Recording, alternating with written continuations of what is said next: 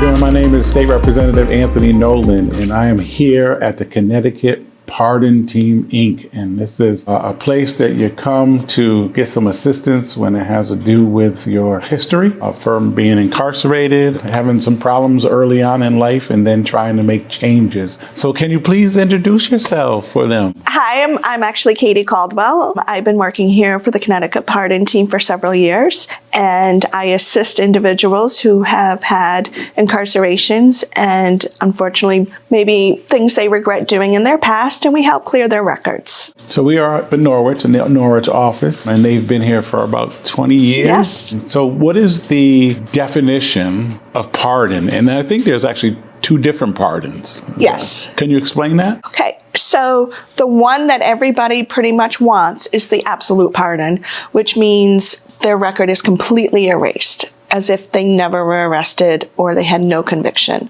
So it is possible to have your records erased. Absolutely. Absolutely. And the state of Connecticut actually has one of the best programs. A person can have their whole life back. They can get the dream job. They can get housing. They become citizens with an absolute pardon. And that's one of our biggest problems is people trying to get housing and Absolutely. employment and alleviating them of that problem with them getting a pardon is the best way to go about that. Absolutely. And it allows the person who has maybe not done that past anymore, walked away from that past, and is a good person to move on, especially having a job. Yeah. They feel so part of society, and that's all they want. Yeah. And having a record holds them back. And that's almost like a double whammy for some people. You get in trouble years ago, and then after you get out, you did your time and you corrected your life, you changed your life around, and now you got to deal with the fact of the history. Right.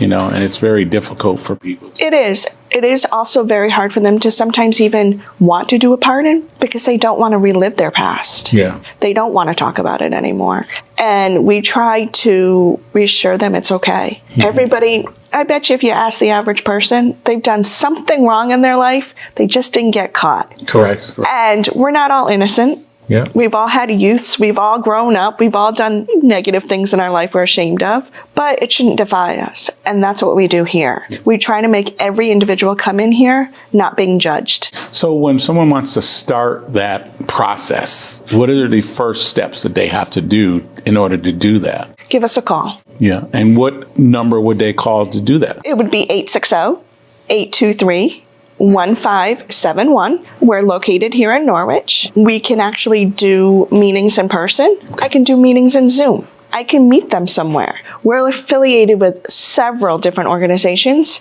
so they will call us and say, we have a couple clients, could you come to the office and meet with them? And we will. So you're willing to go places to Absolutely. Give people an understanding. I travel all over Connecticut. But it all starts with that phone call. It does. It really does. And sometimes that's the biggest step.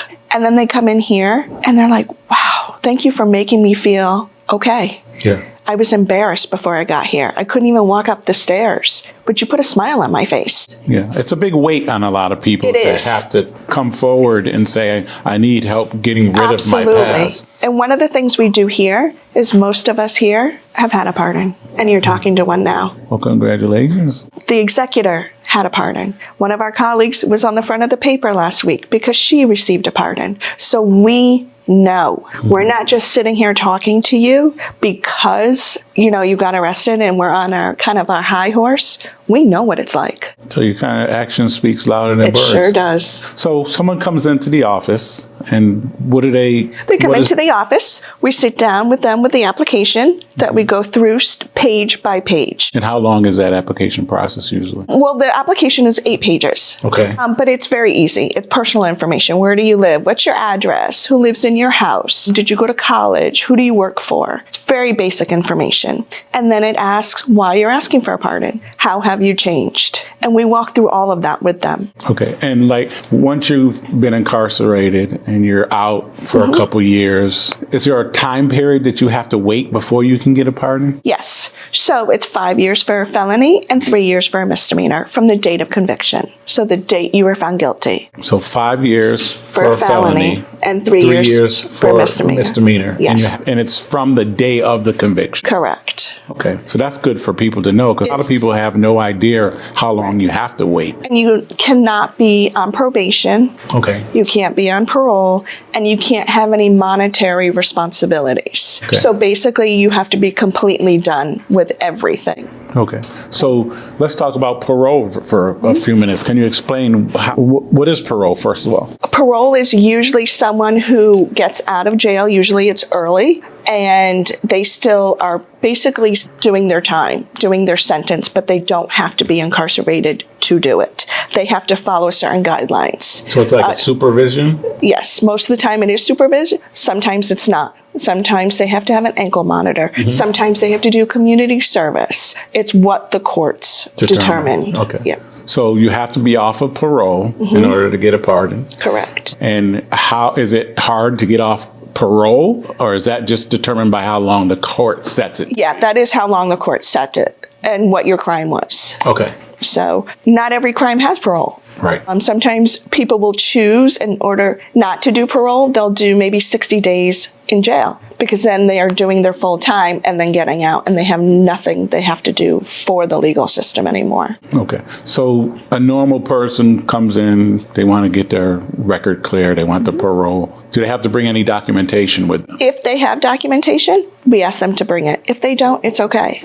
Okay. Because we go through the entire process. Yeah. What they need to do, how to get their rap sheet, how to get their fingerprints, how to get their probation letters. So you have to get fingerprints? Yes. So what the state requires is that you get your fingerprints done by your local police department. And then from there, it gets sent to the state police, where they will then email you your rap sheet that has a list of all of your convictions that occurred in the state of Connecticut. Okay. And is that something that they have to pay for themselves? It is a $75 fee that is through the state of Connecticut. They regulate that. But one thing people don't realize is that we'll get many phone calls that they might have a federal case. Okay. And a federal case usually means FBI, CIA, Homeland Security, one of those agencies. And those have to be done by the President of the United States. Okay. And we are getting a number of phone calls with that. So I did want to say that.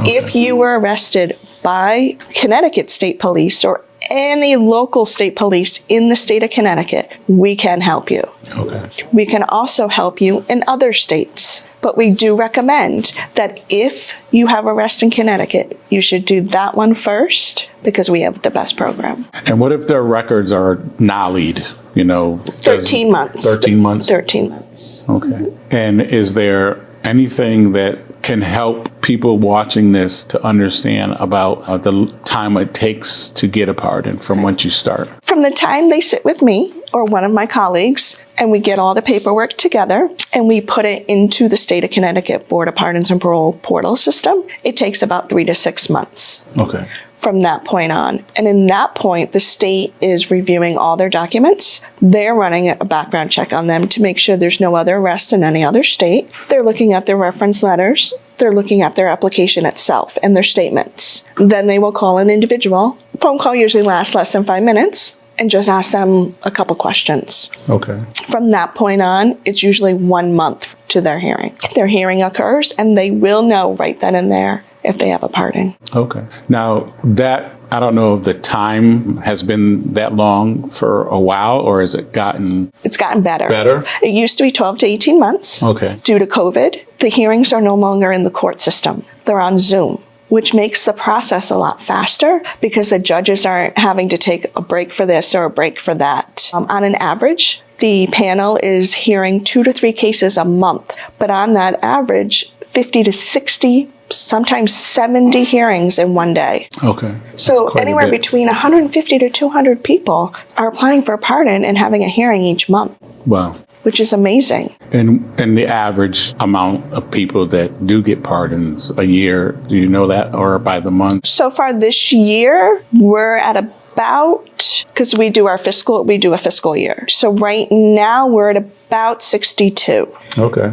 And that's from July. That's just because we do July to June. All right. So. Yeah. And the fees that you talked about, like for the fingerprints, do you got a separate fee for the printout of the document for the arrest record? No. So the way the fees work is each local police department sets their own fees for fingerprints. Not all police departments charge a fee for fingerprints. Some do, some don't. Once that is done, the state police does have their fee of $75 to get the rap sheet, and you just print it right on your computer. They'll email it to you, and you print it out. And you can print it out as many times as you want. Okay. So do they need like copies of the arrest incident, or is it just? Depends. So any arrest that is more than 10 years old, we don't need an incident report. If it's less than 10 years old, so right now, for example, anybody that has arrest from 2013 up to now would need an incident report. Okay. Anything before that, they wouldn't need one. Okay. Wow. I'm sure people watching are going to feel a little bit more comfortable. And I think now. they need to know they can have their life back. Yeah. They can get the dream jobs. They can get management. They can get housing. Because a lot of the people we're getting phone calls from right now are older, and they're realizing they can't get housing in the state of Connecticut because they had an arrest in the 70s and they forgot about it. Yeah. And once you get a pardon, what happens with the record? It's gone. Forever? They Forever. don't have to worry about it? Forever. So that's important. That's one of the biggest reasons why it's important. So somebody could type up their name on the computer and there's nothing. We can't do away with news articles. Correct. And many people ask us that question, but we can't. That sometimes newspapers will delete something from their record if somebody calls them, but that is freedom of speech, so we can't get rid of that. But it's the record itself that is gotten rid of. Okay. What if someone has pending charges for something? You can't apply. You can't apply. Yes, you have to be completely nothing going on in your life. Okay. And one of the things I try to tell people is that one of the great things about Connecticut's pardon process, it does erase your record completely. What most people don't know is that with the presidential pardon, it doesn't go away. No. No, most people don't know that. It's not a complete erase. Wow. Yes. The other thing that some people will ask and call us is employment pardon. Mm-hmm. Now, what's the difference in employment pardon and absolute? Employment pardon, you're applying the same way, but the board will give you a certificate that says you're eligible to work. Okay. It doesn't erase your record. So when we talk to individuals, we talk to them and let them know it's the same process. You should really go for the absolute pardon because many jobs out there now are doing background checks. Even your smaller jobs that never did it before, because the state has now changed the wording on an application, you can no longer ask an individual if they have criminal history. Okay. So their way around it is by just doing a background check. Right. And then they find out. That piece of paper says they're eligible to work. But as an employer, if you saw that paperwork from the State Board of Pardons, would you still hire the person? That's Very good question. Very good question. We're having an absolute pardon. They never see it. Now, so questions asked from community members. If you get denied the first time, can you apply again? Yes, 1 year. 1 year. You can apply as many times as you want. So you it's just always waiting have to that wait 1 year 1 circle. year. Yes. Okay. Yes. And we do go over with our clients. We ask them what they were arrested for. There are some cases that we do have to give some bad news and say you need to wait a little bit longer. And we tell them that. And we don't like to give that news. But we know we'd rather them wait a little bit longer and have a better chance. So how does the board decide who should have and who shouldn't have? I mean, is that? It's based on the case, based on the length of time, based on what happened, and how have you changed. If you're talking to someone who had an arrest in 1980 and it was a larceny and they've never been in trouble again, they're going to get a pardon. But if you talk to somebody who has an arrest in 2016, they might want that person to wait a little bit. Okay. You know, they go through all of that stuff. And that's where an expedited pardon comes into play, is after we submit everything, it goes to the board. On some cases, they do what's called an expedited pardon, where it's been so long since your arrest was, you've never been in trouble ever again, and they vote privately and just give you a pardon and call you. You don't have to have a hearing. And we are seeing a very, very big increase in that. That's a great change for our community. Yes. And members being able to get employment, especially for housing. Yes. Because unfortunately, having those histories are a problem when our people are trying to get housing or trying to get jobs, especially brown and black folks. Absolutely. And that's what I try to encourage them. We do it together. We go through the process together because that does happen. And we don't want to see that happen. We want everybody to have a fair chance. And if they're not eligible at this point to get a pardon, I will give them the tools and the advice on how to help them, where I might say, you know what, why don't you increase a little bit on your volunteering? Why don't you join this group? Why don't you join that group? That makes you look positive. Because the more positive you look, the better your chances are that they can see you changed. So I don't know, did I cover pretty much all the questions that you normally get? Is there anything else that you want to share? Don't give up. Don't give up. Call us. We are here to help.